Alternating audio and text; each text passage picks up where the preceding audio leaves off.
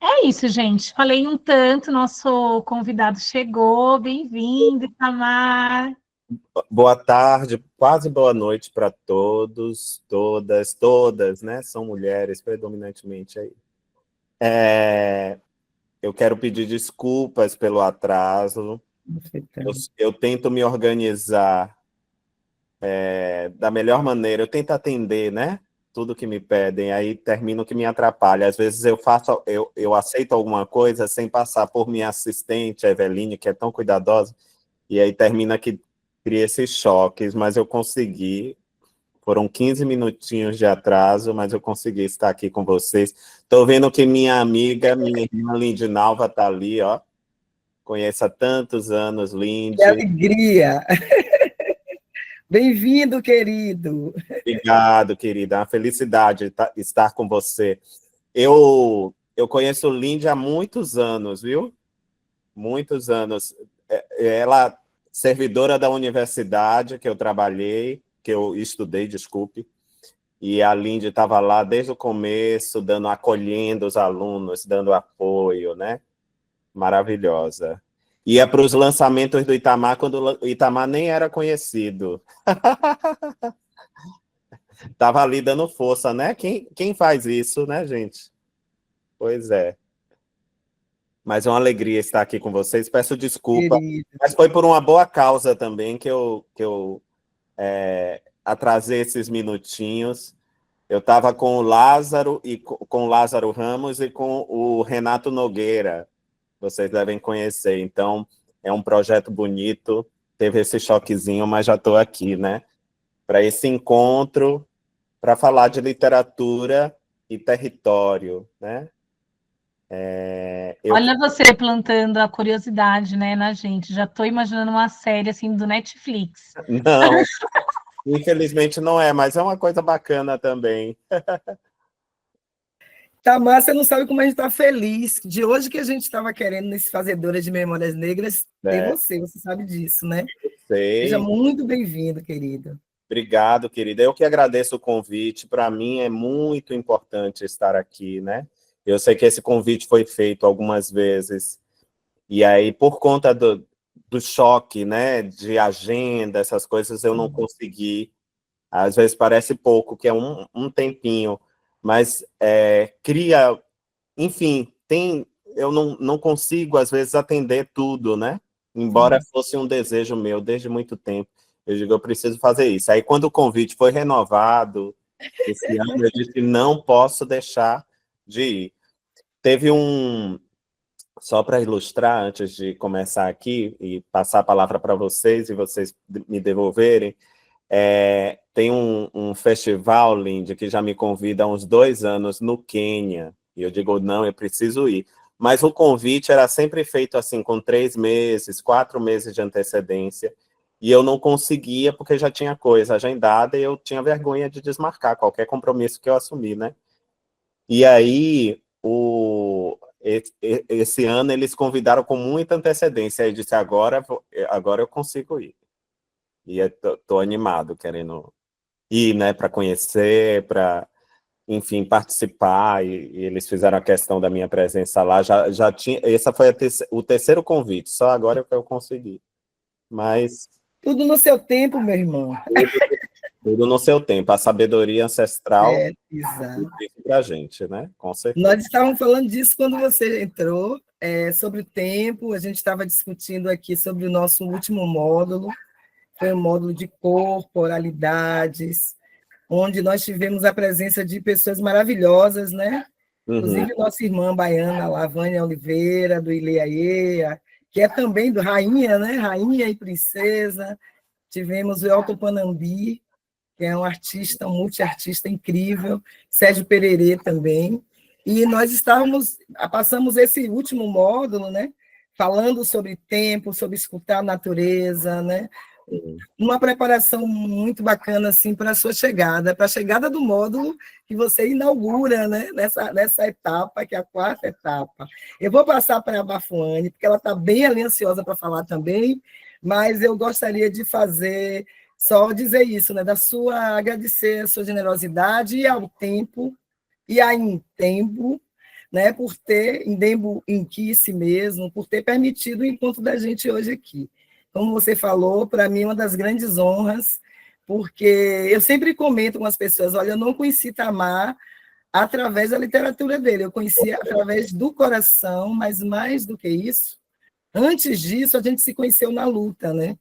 Eu trabalhava na Fundação Palmares, né? E eu fazia parte daquele primeiro... Hein? Falamos de Bira agora há pouco. Lázaro, né? ele em 2000, há 20 anos, ele entrevistou Bira para um programa ao Espelho. Ao Espelho, verdade, 20 anos. A gente falou dele agora há pouco. Pois é.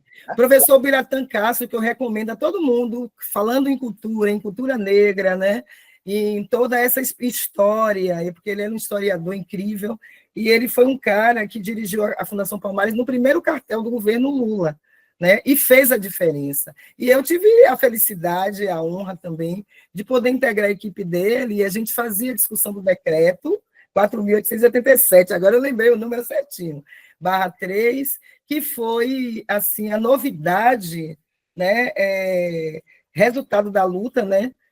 Nesse período do governo Lula, né? E que fez toda a diferença, porque a Palmares passou a fazer a orientação em todas as comunidades negras rurais para auto reconhecimento da comunidade enquanto comunidade negra, como comunidade quilombola, ou remanescente de quilombo. Então, foi assim, aqui na Bahia, e eu acho que isso aconteceu no Brasil inteiro, né? A gente se jogou interior adentro para ir conversar com as comunidades, foi um trabalho muito bonito, e nesse período a gente se encontrou, embora a gente não tivesse tido mais aproximação, porque Itamar, né, depois, acho que você quer falar a biografia dele, Mafuane, eu vou passar, já que aqui no negócio da fala, aqui todo mundo quer falar, fica ansiosa, né? Mas aí eu vou, Mafuane vai estar falando um pouco mais sobre a atuação de Itamar, mas aí eu tive essa honra mesmo de cruzar, né, com Itamar, como com tantas outras pessoas bacanas nesse período, no INCRA, né, que é um lugar também que eu tenho certeza, quando ele for falar, ele vai falar também da importância desse lugar, desse território, né, que é um território do serviço público, mas que tem uma outra feição, né, onde acomoda também pessoas que escolheram estar desse lado, do lado do povo, do lado da luta. E, nesse sentido, Itamar fazia um trabalho naquele momento muito importante também, e que eu não tenho dúvida, isso também foi uma espécie de, como é que eu diria, de terra fértil, né, para explodir nesse fenômeno literário que ele é também, e ele sabe disso com muita tranquilidade, né, do que representa ele enquanto também como uma responsabilidade ancestral, né?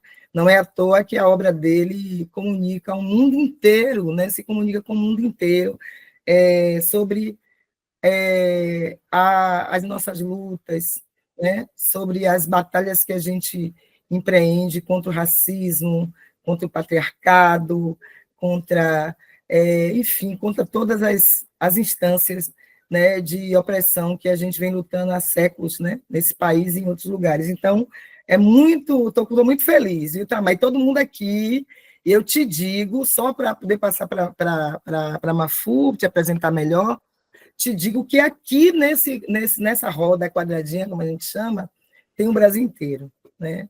Obrigado. E tem uma potência do Brasil inteiro aqui. Nós temos nossas alunas, alunos, que não são alunas, né? São nossas cursistas, né? Nós temos rapazes também, temos mulheres, temos homens, temos mulheres trans, temos, né, um universo de potências aqui, e a gente está nesse curso, que é um curso também muito potente, que aquela Sueli Carneiro pensou para nós, né? Dizer que eu e Mafuane fomos da primeira versão, né, a primeira edição do Fazedoras, nós fomos cursistas também, e depois fomos convidadas para fazer essa mediação, e a gente não larga de jeito nenhum, né, Mafu? A gente não larga, porque é bom demais, e é um manancial de conhecimento, de experiências, né, de vidas, enfim. Então, é um prazer muito grande, uma honra muito grande para a gente hoje poder fazer essa conversa contigo. Obrigada, viu, querido? Obrigado, Lindy. Lindy é sempre amorosa, carinhosa, sempre acolhedora. Sempre, sempre. Eu acho que Itamar está mais do que apresentado, né, de forma muito linda, muito, enfim, afetiva. Então, me representando, eu sou uma Mafânia Oliveira, e este é o nosso nono encontro, né, que inaugura o módulo Território e Narrativa do curso Fazedoras de Memória, e é a primeira aula desse módulo que nós temos a honra de receber, então, o professor Itamar Vieira Júnior, que é doutor em estudos étnicos raciais e africanos e mestre em geografia, é analista de reforma agrária, né, e desenvolvimento agrário do Instituto Nacional de Colonização e Reforma Agrária, o INCRA, desenvolvendo atividades no serviço de regularização de territórios quilombolas no estado da Bahia. Na sua carreira como escritor, destacam-se grandes obras, entre elas Tortarado, vencedor do Prêmio Leia, e o mais recente, Salvar o Fogo. Trabalha também com palestras em eventos, aulas, colunas jornalísticas. Não estava aqui na mini bio, mas eu também quero enfatizar a publicação Chupim, que muito faz parte do meu território afetivo e do meu repertório também de trabalho. Então, a palavra é sua, Itamar. Fique à vontade para fazer sua fala dentro, enfim, desse tema. A gente tem 1 hora e depois a gente segue com as trocas com a turma, tá bom? Perfeito. Só mais uma coisinha, uma fonte de passar para ele mesmo, é que ele faz aniversário daqui a pouco, gente. Eu estava aqui, eu já sabia que era agosto, mas não sabia que era dia 6. Por pouco, você não estaria com a gente no dia do seu aniversário. Não é lindo? Ou não, né? Ou não. E você sabe que dia 5 eu tenho um evento na UFBA, a abertura daquele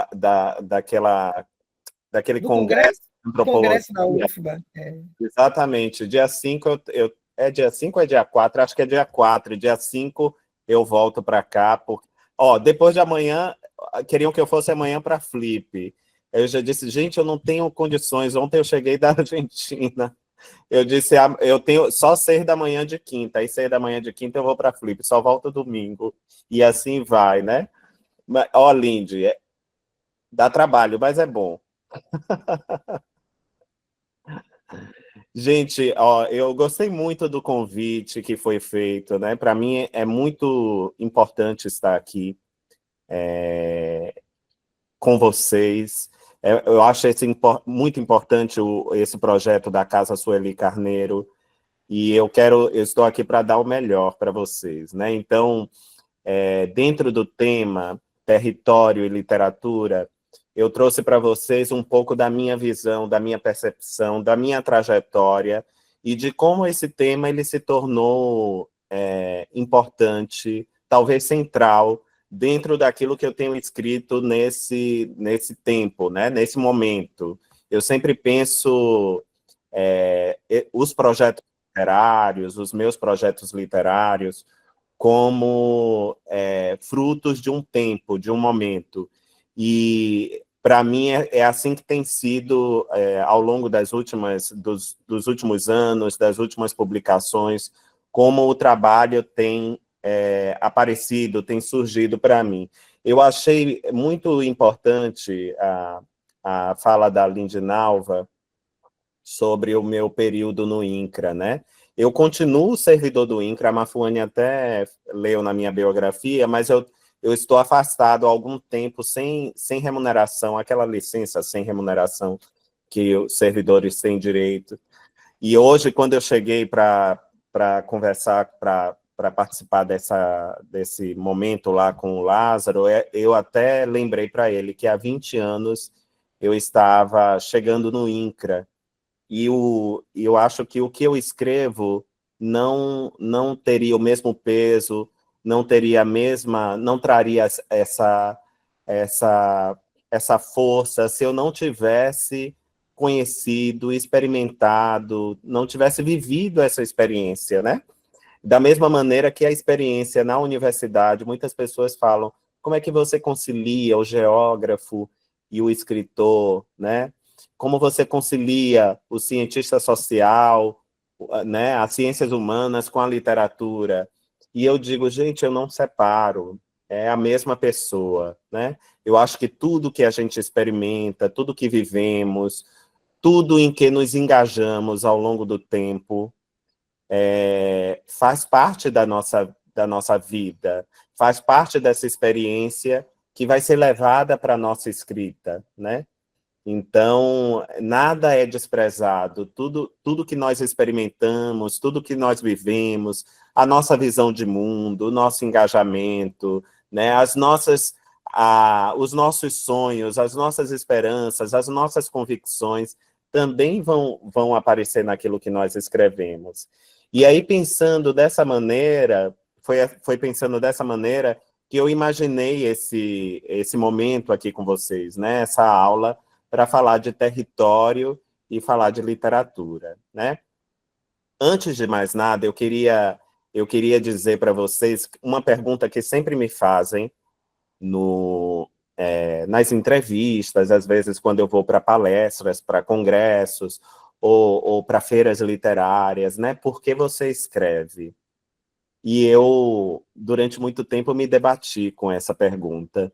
Acho que a gente fica procurando uma resposta bonita, uma resposta magnética, uma resposta que tem um efeito artístico, literário potente, forte, mas nem sempre as coisas saem como a gente planeja, como a gente projeta.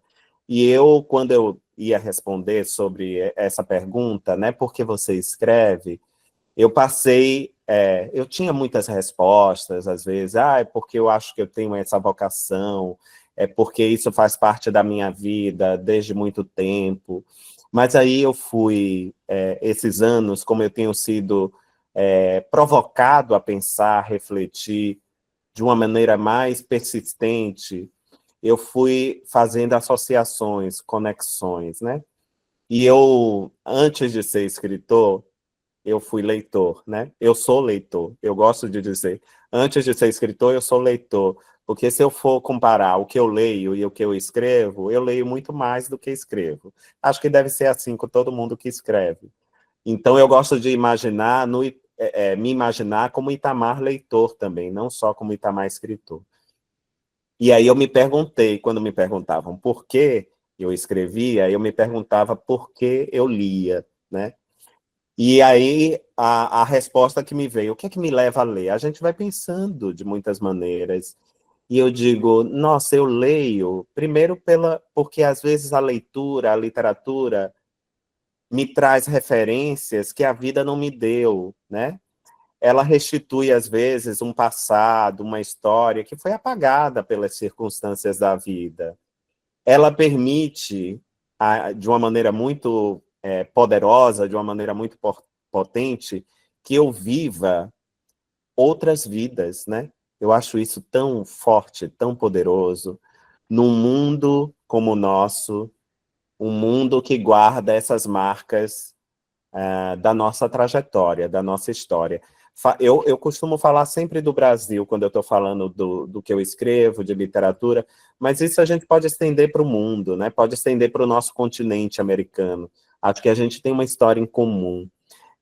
Esse país, como a gente conhece, com essas fronteiras, com essa sociedade, ele foi fundado a partir desse encontro traumático, que o projeto colonial nos deu, né? Esse encontro que projetou uma maneira de explorar o mundo e as pessoas que ainda persiste entre a gente, né? Um projeto que colocou em posição de subalternidade os povos originários, os imigrantes da diáspora africana, né? Às vezes eu me pergunto até se o termo imigrante seria correto por um deslocamento forçado tão brutal, né? Foi um sequestro durante muitos séculos. Então é preciso pensar que esse país, que esse território, ele se conformou, ele surgiu a partir desse processo. Aí vocês me perguntam, foi só isto? Não, né? É importante a gente pontuar esse projeto colonial violento que ainda vigora entre nós, né? Porque foi ele que colocou alguns em posição de subalternidade. E se a gente ainda lida com problemas de memória, né, da nossa memória histórica, ou se falamos de clivagens, de divisões que ainda nos assolam, nos alvitam, como o racismo, né, como tantas outras violências que a gente é obrigado a conviver, a gente precisa fazer pontuar historicamente como tudo isso surge, né? É importante dizer que esse projeto colonial, ele ainda reverbera em nossas vidas. Quando estamos na escola, nós todos, né, passamos pela escola, eu lembro que falam da colonização, e parece que quando contam a história da independência, parece que nós nos libertamos de tudo. Da mesma forma, nós aprendemos sobre a escravidão, e quando falam da abolição, parece que todos os problemas foram resolvidos ali. Quase nunca na escola, pelo menos naqueles primeiros anos, a coisa é posta de uma maneira crítica. E quando a gente fala desses eventos, parece que estão lá no passado, de uma maneira remota. Mas não, eles continuam reverberando em nosso cotidiano, em nossa vida. Até porque essa relação que foi estabelecida pela colonialidade com a natureza, essa relação predatória, exploratória, ela ainda está entre nós, né? Se não fosse assim, a gente não estava vivendo a crise climática, o desmatamento das florestas, né? A gente não estava vivendo a injustiça climática, onde não estaríamos vivendo o racismo ambiental. Todas essas questões, todos esses problemas são legados desse nosso passado colonial e escravista. E quando eu penso na literatura, né, quando eu penso em tudo isso que foi projetado, eu penso que a literatura, muitas vezes ela pode espelhar essa violência, mas ela pode também ser um caminho reverso, né, de nos restituir tudo aquilo que foi usurpado, tudo aquilo que foi retirado pela violência colonial, né, que nos tirou. Uma coisa, eu gosto muito de um pensador caribenho que se chama Malcolm Ferdinand. Ele é jovem, mais jovem do que eu até em idade. E ele pensa o mundo, ele pensa a história da América, ele pensa os problemas do mundo a partir dessa perspectiva que projetada no continente americano, no continente africano, na Ásia, da colonialidade, né? Então, ele diz que para a colonialidade ela prosperar, para ela subsistir, né? Para ela permanecer, foi preciso que se criasse a impossibilidade de coexistir, de coabitar. Foi pregado a morte da alteridade, ele chama de altericídio, né? Olha que coisa, altericídio, alteridade, né? E aí eu vou voltando àquilo que eu pensei quando me perguntam por que eu escrevo, eu fui ao Itamar Leitor, eu digo, nossa, a literatura, a ficção, ela me restitui a capacidade de exercer a alteridade, porque eu me coloco no lugar das personagens, eu vivo a história das personagens, né? Eu me confronto com coisas que eu nem sei explicar, nem sei dizer, que às vezes não tem nome, que não foi definido pelo meu eu, nem pela minha história, mas que estão ali dormentes. E a literatura me coloca em contato com tudo isso, e me permite reelaborar a minha experiência, a minha existência, né? Eu, leitor, nós, leitores, vivemos tudo isso. E quando nós vamos escrever, não é muito diferente, né? Eu digo, para ler, desculpe, nós lemos com o corpo inteiro. Olha só. O corpo inteiro está a serviço. Não são os olhos apenas que leem. Até porque tem pessoas que não podem usar os olhos, né? Que vão ler de outras maneiras, com o tato, ou com a audição, né? Ainda bem que tem tecnologias que permitem isso, os audiolivros estão aí para isso, né? Ou então quem lê em braille pode ler com tato.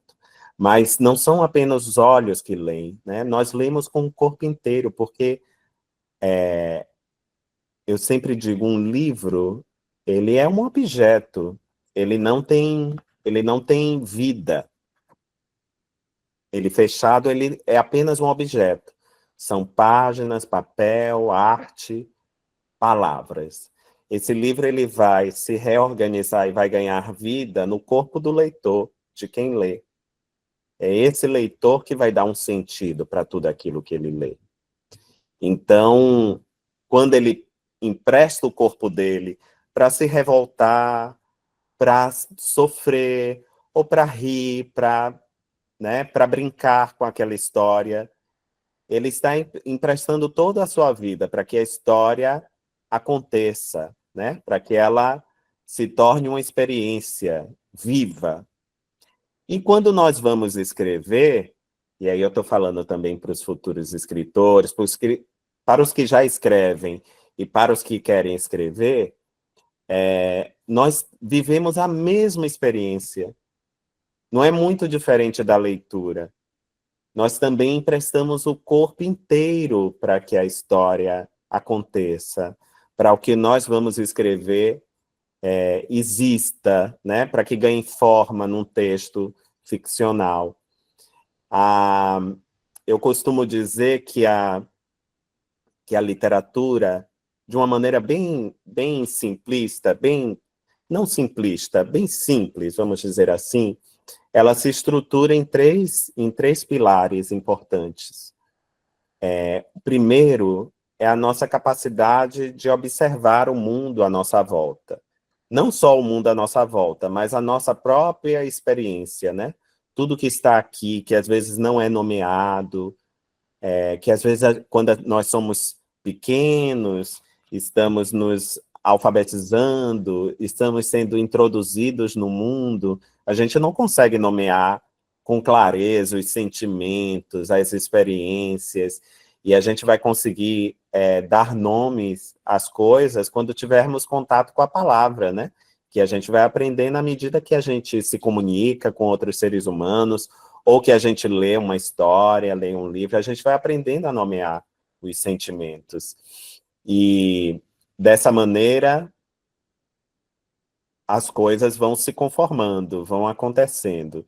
Então, quando a gente escreve uma história, a gente precisa ter em mente esses três pilares, né? Primeiro é a nossa capacidade de observar o mundo externo e o mundo interno, se é que há uma divisão entre os mundos. É só para simplificar mesmo o que eu estou dizendo. Depois, porque tudo que você vai escrever precisa de observação. A gente precisa engajar quem vai ler naquilo que está sendo apresentado a ele, né? O segundo pilar é a nossa capacidade de evocar memória, né? E aí, quando eu falo de evocar memória, é evocar a memória como nós conhecemos, né? Muitas vezes, que são as histórias contadas de geração em geração, como vocês queiram chamar, a história social né? A nossa história social, a história individual, a história familiar, né? Nós evocamos essas memórias, mas evocamos outras memórias, as memórias de um corpo que vive também, um corpo que está vivo.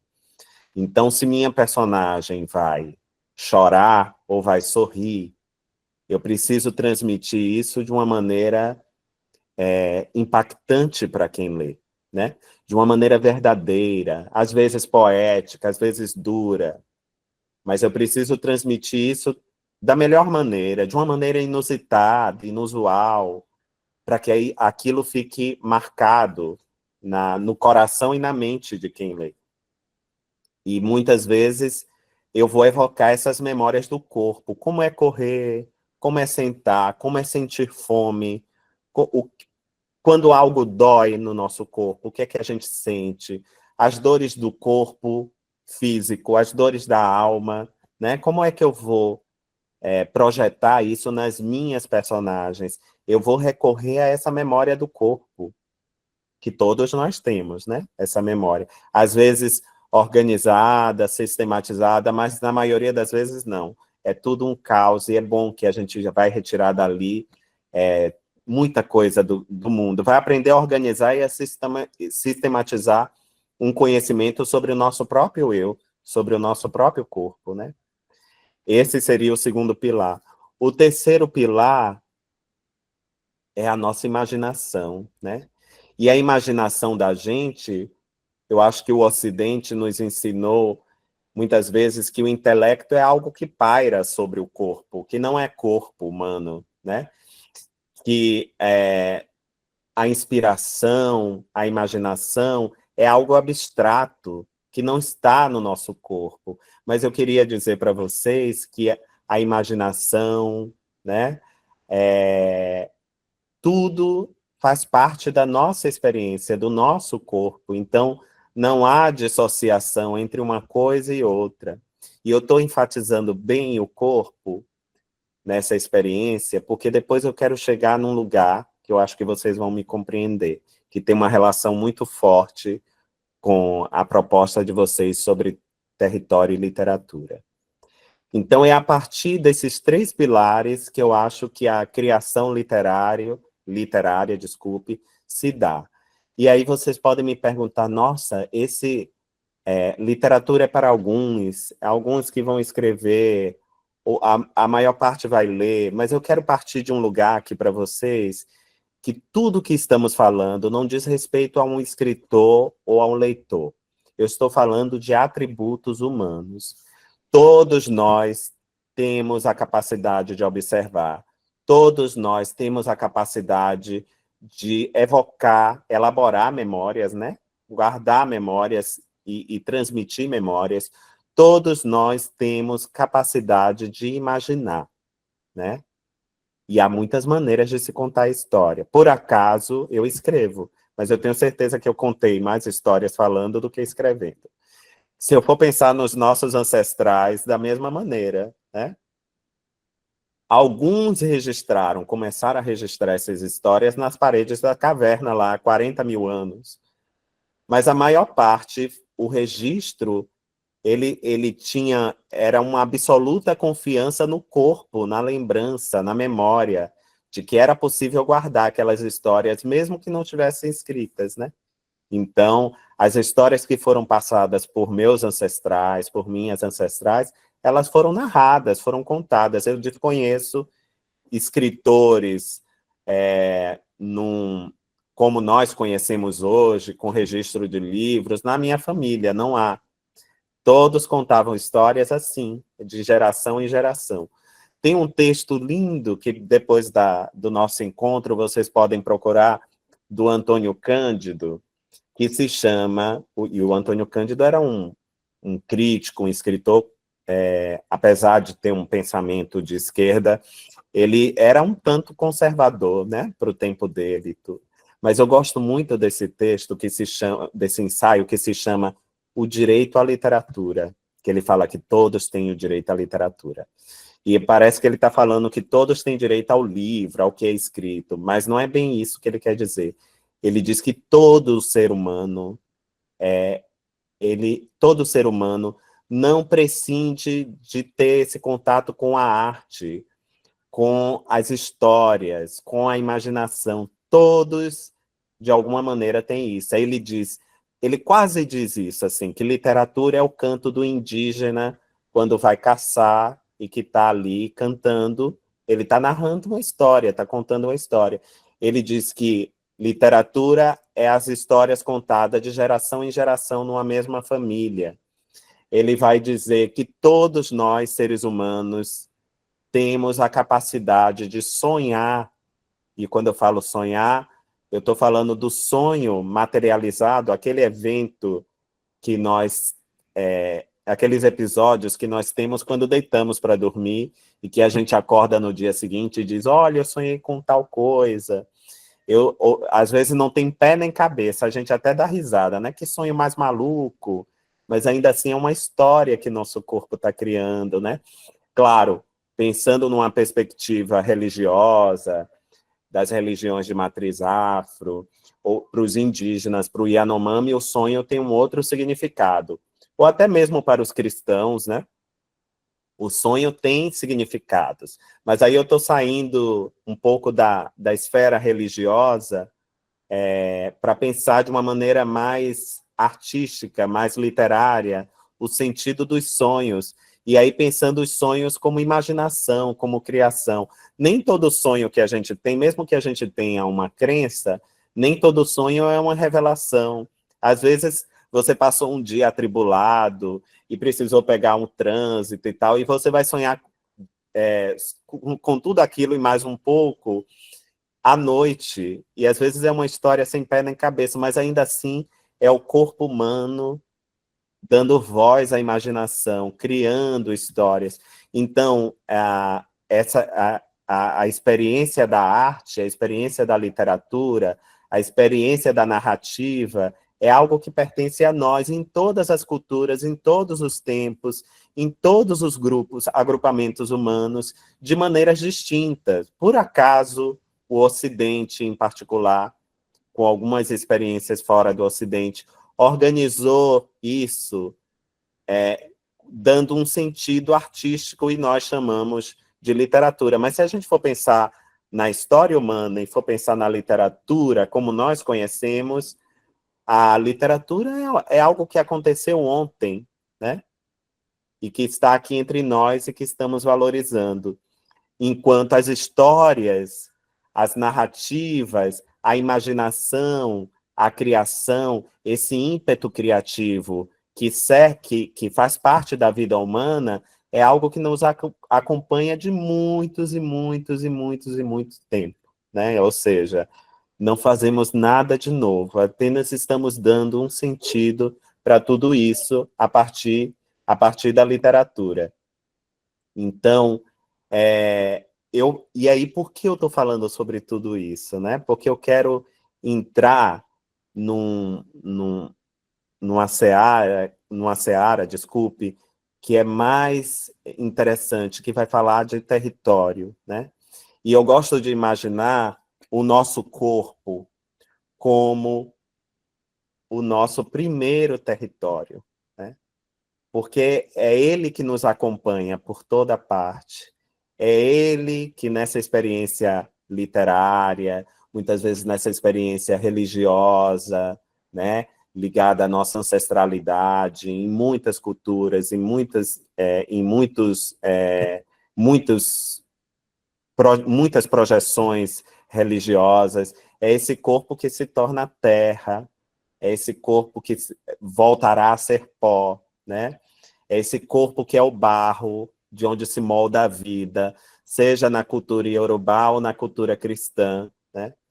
E esse corpo é um território, porque o nosso corpo, ele é político, ele é vivo, ele projeta muitas coisas, ele projeta muita coisa importante, né? Muitas vezes está ali projetando nossa identidade, as identificações que nos dão e que nós assumimos e que devolvemos para o mundo de uma maneira assertiva, afirmativa. Esse corpo é um território também. Então, quando eu estou escrevendo sobre uma personagem, eu estou escrevendo sobre esse corpo território. Essa personagem, ela carrega um pouco da experiência humana, mas ela também é uma projeção política, ela é uma projeção territorial dessa experiência humana, né? Isso é importante dizer. Eu quero falar sobre tudo isso para falar de vocês, desculpe, para falar para vocês que uma coisa não existe sem a outra. E aí eu queria recorrer à minha experiência como servidor e falar um pouco da gênese de Torto Arado, de Salvar o Fogo, e do próximo livro que sai ainda esse ano e que encerra essa trilogia da Terra. Vou narrar um pouco para vocês como isso se deu. Quando eu fui trabalhar no INCRA, eu trabalhei com muitas coisas. Eu trabalhei com assentamentos de trabalhadores rurais, eu trabalhei com educação na reforma agrária, eu trabalhei com documentação da trabalhadora rural, né, nos estados da Bahia e do Maranhão. Sempre estive nos dois estados. E foi meu primeiro contato, eu que sou a primeira geração da minha família paterna, que nasceu na cidade, meu pai, meus avós paternos, meus bisavós, eles eram de um povoado, a Linde conhece, mas eu não sei quem é da Bahia aí, talvez quem é da Bahia conheça, mas quem não é da Bahia não vai saber. De um povoado em Maragogipe que se chama Coqueiro do Paraguaçu, né? Ou seja, é um povoado com uma herança afro-indígena muito forte. E meu pai veio desse lugar, mas eu já nasci na cidade, nós não tínhamos, não viajávamos, né? Era uma coisa quase impensável para a gente ter esse contato, voltar a ter esse contato com a terra, com esse deslocamento, né? Era uma vida de muitas restrições, de muita dificuldade. Então, esse laço com a terra era apenas história, era memória, era contado pelos meus avós, era contado pelo meu pai, e aquilo foi criando no meu imaginário uma memória afetiva e familiar, mas que não era mais nada além disso, né? Não tinha materialidade, porque eu não tinha vivido essa experiência. Mas era importante, porque dizia, além de dizer quem eles eram, diziam, eu fui entender isso com o tempo, ia dizendo também quem eu era, né? E por que eu estava em determinado lugar, por que eu poderia ocupar determinado lugar do mundo, né? De onde eu vim, dizia muito sobre isso. Mas aí eu fui trabalhar, eu me formei na Universidade Federal da Bahia, e eu fui trabalhar no INCRA não era um desejo meu dizer assim, eu me preparei a vida toda para ter esse emprego, não era. Eu fui trabalhar porque aquela aflição que assoma os jovens quando se formam, o que é que eu vou fazer agora? Eu preciso de um emprego, né? Eu já tinha trabalhado de tanta coisa, eu fui empacotador de supermercado, eu trabalhei como repositor de supermercado, eu trabalhei em balcão de farmácia, eu tirei xerox, eu trabalhei de muitas coisas ao longo do tempo. E aí, quando a gente se forma, a gente quer se aprumar, se encaminhar na vida. E eu achei que eu seria professor, e fui professor por 2 anos, mas naquela ânsia de trabalhar, de me colocar na vida, eu fiz um concurso para o INCRA, né? Abriu lá uma quantidade de vagas, eu disse, eu vou fazer. Estudei bastante para poder ser aprovado, e quando eu fui aprovado, me disseram, você vai para o Maranhão, e eu não sabia nem com que eu ia trabalhar lá, veja só, né? Você vai para o Maranhão e vai trabalhar no INCRA. E eu fui, assim, fui pelo trabalho, fui pelo emprego, né, pela necessidade de sobrevivência, de subsistência, vamos dizer assim. Mas quando eu cheguei no INCRA e me colocaram no campo para ir para campo, eu tive um contato com o mundo, com aquela memória familiar, aquela memória ancestral, que eu não tinha vivido. Eu tive um contato empírico, né? A partir desse trabalho. Então, para mim, foi um encontro muito poderoso, um encontro muito forte, que me deu uma visão de mundo, de Brasil, de ser humano, de humanidade, além de me restituir uma história que a vida havia usurpado, né? Se eu for pensar na trajetória do meu pai, dos meus avós, né? Meu pai foi criado pelos bisavós, pelos avós dele, meus bisavós. E eles eram trabalhadores rurais como os que aparecem em Torto Arado. Ou seja, eles tinham o direito de morar ali, mas não tinham o documento da terra, davam seu dia de trabalho para o proprietário e podia cultivar ali no fim de semana para subsistência. Uma coisa era uma história contada para mim, né? Outra coisa era ver isso cotidianamente. Então, esse encontro, para mim, foi muito poderoso. E ainda, além de tudo, eu vinha da geografia, ou seja, território é um tema caro para os geógrafos, para a geografia.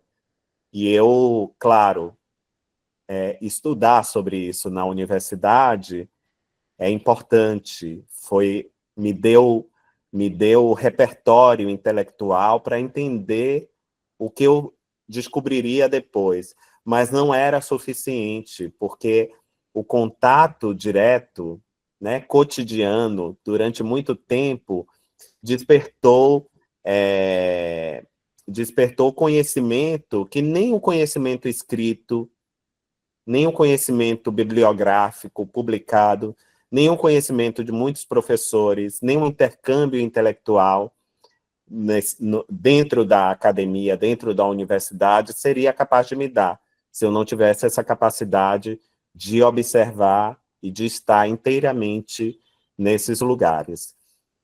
E quando eu cheguei no campo pela primeira vez e que vi ali as marcas do nosso passado, as marcas da colonialidade, as marcas do projeto colonial, dentro desse projeto colonial existe ainda, né, um projeto escravocrata, de exploração muito forte, que perdura entre nós, infelizmente. Eu pude ver essas marcas muito vivas, muito acesas no campo, né? Aí vocês me perguntam, na cidade não tem? Tem, né? Mas eu acho que a gente precisa, às vezes na cidade a gente anda distraído, a gente anda um tanto alienado do mundo, a não ser que a gente tenha muito repertório, muita leitura. E no campo, eu com 25 anos ali, estava tudo fresco, tudo vivo, né? E eu precisei entender o que era aquilo que estava sendo, que aparecia, que estava sendo aquilo que se representava para mim naquele momento. Eu vinha de leituras de obras da literatura brasileira do período modernista, né, que hoje fazem parte do nosso cânone literário. Graciliano Ramos, Vidas Secas, São Bernardo, o Jorge Amado, Terras do Sem Fim, Cacau, né, o 15, da Raquel de Queiroz, Fogo Morto, Menino de Engenho, do José Lins do Rego, Morte e Vida Severina, do João Cabral de Melo Neto, Grande Sertão Veredas, do Guimarães Rosa, ainda que não seja do Nordeste, como nós conhecemos delimitado, é da Caatinga, né, do Sertão Mineiro. Ou seja, eram obras que faziam parte do meu repertório de leitor e faziam parte da minha imaginação, mas eram obras que tinham sido escritas 50, 60, 70 anos antes. Daqui a pouco mais de 3 anos, Vidas Secas, do Graciliano Ramos, faz 90 anos de publicação, ou seja, 20 anos atrás, eram 70 anos de publicação. E para mim, essas obras, eu lia, mas eu achava que eram datadas, que elas estavam lá, né? Elas diziam, elas diziam respeito à realidade daquele momento em que elas foram escritas e que elas foram publicadas. Mas quando eu cheguei no campo, eu vi que as marcas daquele país, né, daquele país tão desigual, daquele país racista, daquele país, né, colonial, ainda imerso nessas estruturas coloniais, estavam no campo de uma maneira muito forte, muito potente, né, de uma maneira ainda muito viva. E foi um choque, aquilo desarrumou muita coisa dentro de mim, né? Muitas convicções, muitas certezas. E isso é bom quando as coisas nos provocam, desarrumam nossas convicções, nossas certezas. Toda vez que eu sento para ler um livro, seja de ficção ou de não ficção, embora nem sempre vá acontecer, e a gente não deve esperar que isso aconteça, mas eu acho que não custa nada a gente desejar que ser provocado por aquilo que lemos, né? E quando eu escrevo, eu também tenho essa intenção de provocar quem lê, né?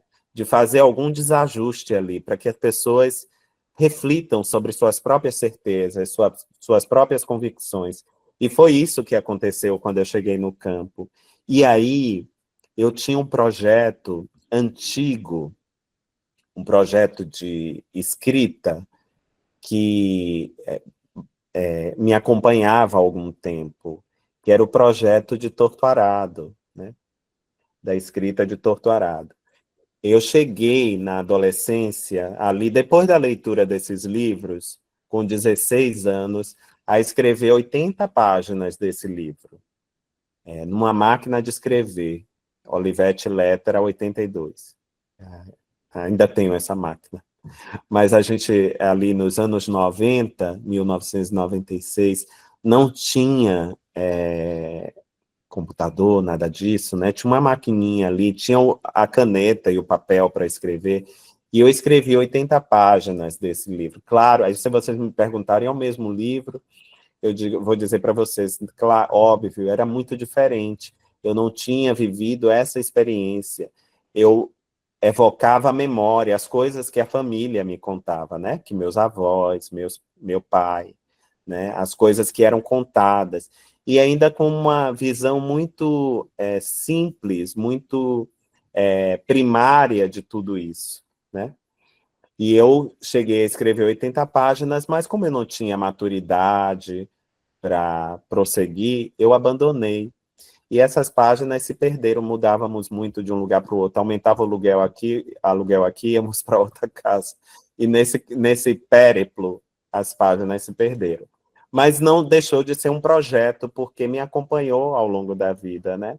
E quando eu cheguei no campo, 10 anos depois, quase, da primeira tentativa de escrever esse livro, eu me deixei tocar por tudo aquilo que eu via, né? E aí, pouco a pouco, eu fui colhendo experiências, fui observando com muito interesse tudo à minha volta, né? Eu fui coletando informações que seriam importantes para que eu retomasse o projeto de escrita desse romance. Chegou um momento em que tudo, sabe aquela sede, aquela ânsia por mais, que aí as coisas que eu observava, que eu via no campo, precisaram ganhar um outro sentido, né? Elas estavam ali como um conhecimento mais bruto, digamos assim. Era um conhecimento ainda que não tinha sido lapidado. E eu voltei nesse ínter, eu voltei para a universidade, porque eu precisava arrumar, reorganizar tudo aquilo. Eu precisava me engajar em novas leituras, em debates, em conhecimento. Foi nesse momento que eu conheci minha amiga Lindy Nalva, né, Lindy, que eu reencontrei com mais afinidade, né, porque ela falou lá da Fundação Palmares, mas que aí eu acho que os laços da gente se estreitaram mais nesse momento, porque eu fui fazer um doutorado, eu queria simplesmente me qualificar, me habilitar para entender tudo aquilo. Primeiro, para atuar de uma maneira efetiva como servidor, né, levar esses conhecimentos que a gente acumula, né, em benefício daquilo que eu estava trabalhando, estudando, e depois também para atender esses anseios, né? Eu esqueci de dizer, porque eu falei de tanta coisa que eu fiz, mas eu trabalhei a maior parte do tempo no INCRA com regularização de território quilombola. E quando eu cheguei na regularização de território quilombola, eu realmente me encontrei. Primeiro, porque era uma atividade, um trabalho que me colocava além da burocracia, né, do Estado, das leis, né, de tudo aquilo que é preciso fazer administrativamente para regularizar um território, para regularizar a terra daqueles trabalhadores, com identidade quilombola ou não. Eles, além de tudo isso, eu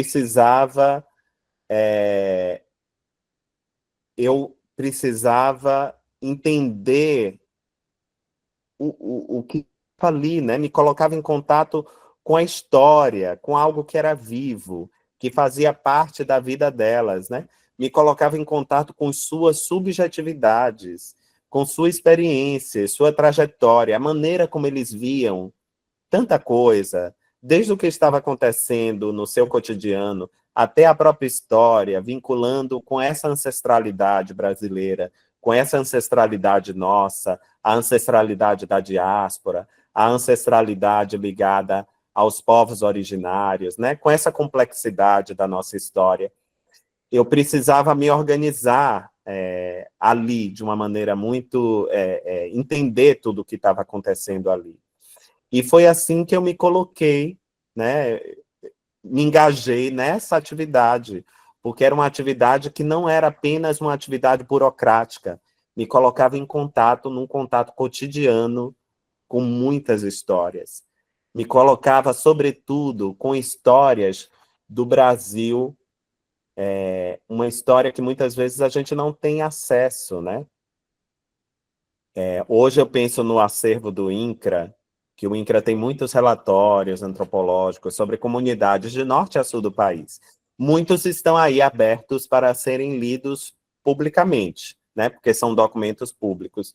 Eu acho que o INCRA é uma das instituições hoje que tem um dos maiores acervos, junto com a Fundação Cultural Palmares, do Brasil pós-abolição. O que é que aconteceu com aquelas pessoas, com as comunidades quilombolas que já existiam, e com as que iriam se formar depois, né, da abolição.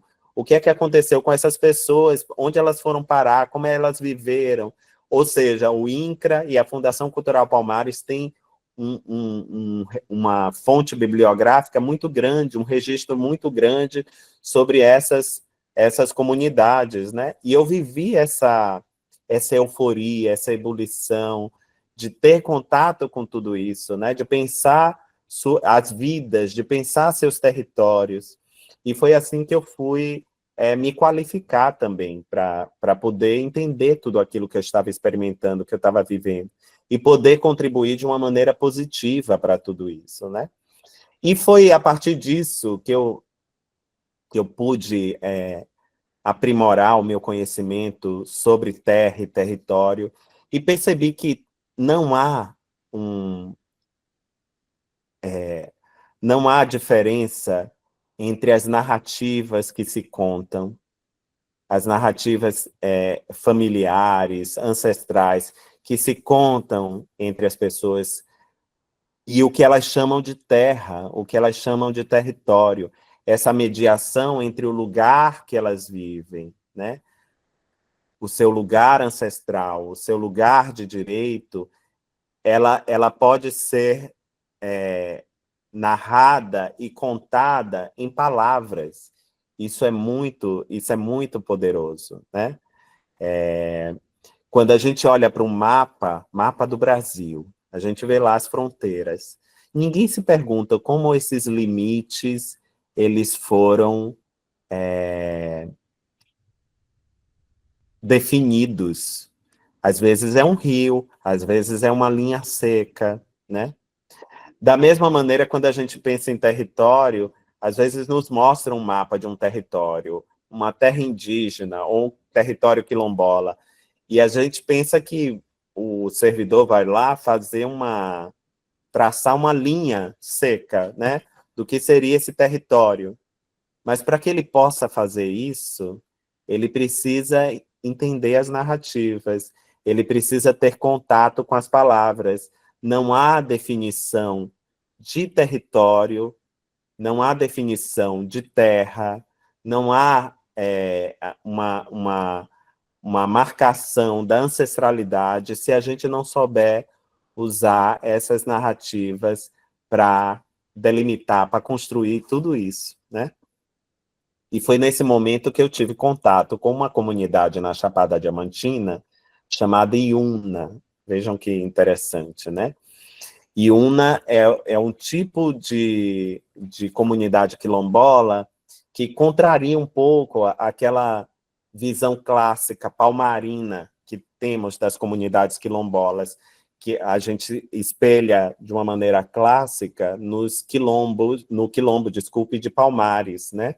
Na história de Palmares, do quilombo de Palmares. Às vezes é esse modelo que é projetado para todas as comunidades, de uma comunidade de escravizados, fugitivos, né? Que deixaram ali, muitas vezes, o cativeiro, conseguiram se libertar e fugiram para formar comunidades onde eles poderiam sobreviver, onde eles poderiam reconstruir suas vidas com dignidade, com liberdade, né? Podiam, enfim, ocupar um território. Essa é a visão clássica de quilombo. Mas a gente precisa olhar para as comunidades quilombolas, para os quilombos, como fenômenos que não deixaram de existir. Os herdeiros da diáspora, eles existem, estão aqui, né? Eles se materializam até hoje. E eles continuam a usar estratégias de sobrevivência, as mesmas estratégias de sobrevivência. Eles continuam a usar essas estratégias de sobrevivência. Então, no pós-abolição, por exemplo, não acabaram os quilombos. Pelo contrário, as comunidades continuaram a se organizar, né? Elas continuaram a existir, elas continuaram a se formar. E essas comunidades, elas foram mediadas por esse processo de construção de narrativa, de palavra. O Malcolm e Ferdinand, que eu citei aqui há pouco para vocês, né? Que é esse pensador caribenho, ele continua a defender, porque o fenômeno do quilombo não aconteceu só no Brasil, não. Em todo o continente americano, ele tem nomes distintos, dependendo do lugar. São os garífunas na Nicarágua, são os marruns no Suriname, são os palenques, os palenqueiros na Colômbia, no Peru. Ou seja, tem muitos nomes, né, para o mesmo fenômeno, que é esse fenômeno de reorganização social em face à opressão. E aí os quilombos, eles continuaram a acontecer, eles continuaram a se organizar. Essa comunidade em que eu trabalhei, ela se organiza no pós-abolição, nos anos 30, para vocês terem uma ideia. Eram trabalhadores migrantes sem terra, de fazendas diferentes, todos com ancestralidade negra demarcada, delimitada pela memória, e que se uniram, né, em determinado lugar, e ali constituíram famílias e viveram por gerações, né? 5, 6 gerações vivendo ali, né, no mesmo lugar. E era isso que permitia que eles se reconhecessem como parte de um grupo, como parte de uma comunidade, que reconhecessem a identidade quilombola, né? Ou seja, eles se viam dessa maneira, porque usavam as mesmas estratégias dos ancestrais para se reorganizar socialmente, politicamente, em face à opressão, né? E aí, o mais interessante em tudo isso é que eu fui descobrindo, quando a gente precisava delimitar um território, a gente precisava que eles dissessem para a gente, em palavras, o que é que definia o território deles, né? E eu, nessa pesquisa, eu encontrei algo que eu chamei de quaternidade, que era essas palavras que moviam as suas experiências dentro daquela paisagem, que definiam os seus territórios, né? E aí eu queria falar para vocês, deixa eu só encontrar aqui, falar um pouco sobre essas palavras, como eu fui entendendo que o conceito de território, ele não poderia ser experimentado, conhecido, mediado, sem a mediação das palavras, né? Eu vou só abrir aqui para mostrar para vocês. Mostrar não, para falar para vocês. Um desses conceitos, uma dessas palavras que eles utilizam é a palavra sofrimento. Interessante, gente, né? Muitas vezes nós olhamos de uma maneira cheio de julgamentos, né, para nomear as coisas. A gente não pensa de uma maneira efetiva, não se deixa despir dos preconceitos, e muita gente refuta, né? Diz assim, não, sofrimento não, basta.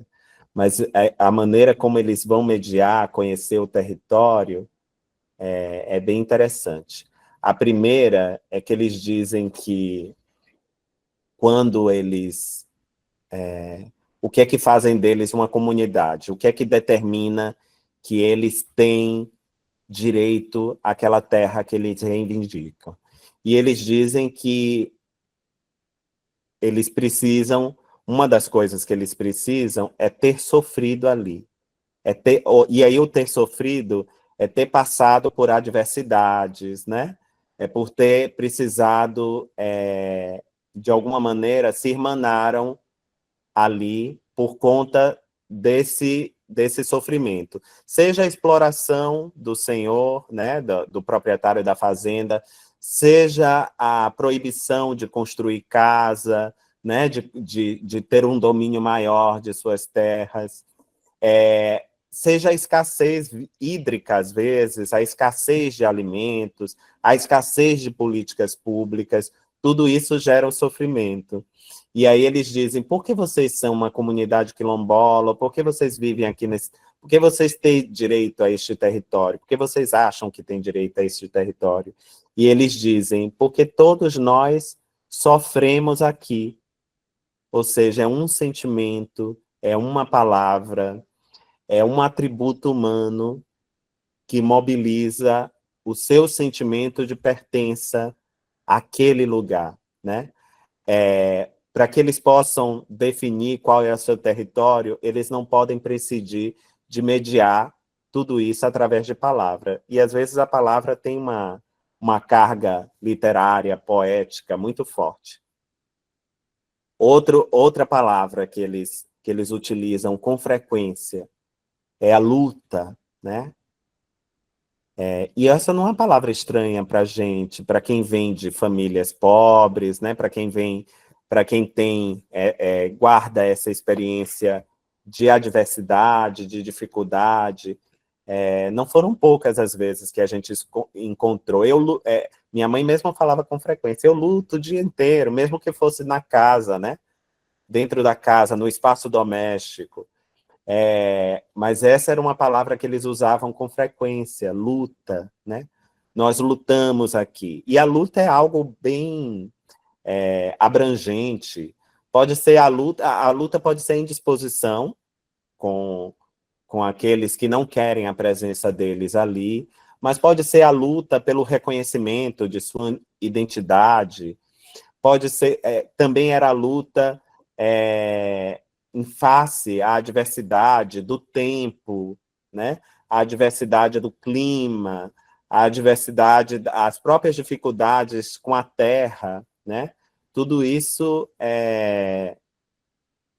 fizeram eles elaborar esse sentimento coletivo que eles guardam ali entre eles, de luta, né? Ou seja, eles não poderiam definir a sua pertença ao território sem utilizar palavras para mediar tudo isso, né? Foi dessa maneira que foi essa experiência, desculpe, que eu levei para a escrita de Torto Arado. Sempre me perguntam o que é que tem de verdade e o que tem de imaginação em Torto Arado. Eu acho que... E aí eu precisei elaborar tudo isso, né? Precisei pensar sobre tudo isso. E eu digo, em Torto Arado, o que tem de verdade são as marcas históricas e sociais que são coletivas, que fazem parte da nossa experiência, né? Ou seja, a proibição de se construir casa de barro, os marcadores, a relação de trabalho que eles têm lá, né, de exploração, tudo isso, todo esse contexto histórico e social, ele é baseado na verdade, nessa minha experiência, nesse conhecimento que eu construí, né, que eu tive acesso ao longo do tempo. E aí me perguntam, e a história da língua entre as irmãs, né? Que uma das irmãs perde a língua. E as coisas, e a Encantada, a Santa Rita Pescadeira. Eu digo, tudo isso é imaginação, né? A partir da materialidade, da verdade, né? Da realidade, eu vou também pôr em movimento esse atributo que não é só do Itamar, não é somente meu, é nosso, é humano, pertence a todos nós. Todos nós temos capacidade de imaginar. Quando eu penso nas histórias, talvez eu seja o primeiro da minha família a ser reconhecido como escritor, porque as histórias eu tento registrar em livros, né? E esses livros estão aí para serem acessados. Mas eu não sou o primeiro contador de história da minha família. Se eu pensar no meu pai, na minha mãe, nos meus avós, nos meus bisavós, eles já estavam fazendo isso há muito tempo. E eles não contavam uma história de qualquer maneira, não, até hoje. Não contam uma história de qualquer maneira. Eles escolhem de que maneira vão começar essa história, em que momento eles vão guardar o clímax dessa história para um determinado momento. Eles não vão contar de uma maneira avexada, apressada, né, essa história.